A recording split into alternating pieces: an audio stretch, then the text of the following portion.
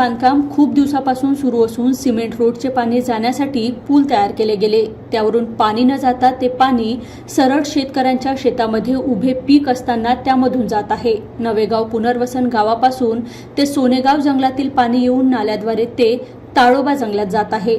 ऐन पावसाळ्यात केसीसी कंपनीने रोडचे काम तसेच रोडवरील पुलाचे काम पूर्ण करणे आवश्यक होते, परंतु रोड बांधकाम करीत असताना शेतकऱ्याने शेतीला लागून असलेले पाणी जाण्याचे पाटबंधारे मुरुम, रेती, गिट्टी, सिमेंट जाऊन ते बुजून खोली कमी होऊन पाटबंधाऱ्याचे पाणी सरळ न जाता ते थेट शेतकऱ्यांच्या शेतात मोठ्या प्रमाणात शिरून पूर उभ्या पिकांचे नुकसान करीत आहे।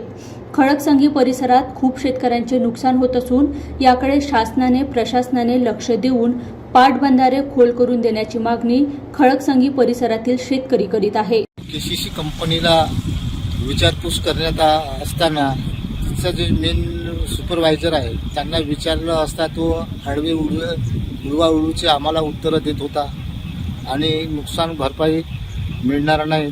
पण मी वर्त अधिकाऱ्याला विचारल्याशिवाय मी काहीही बोलू शकत नाही।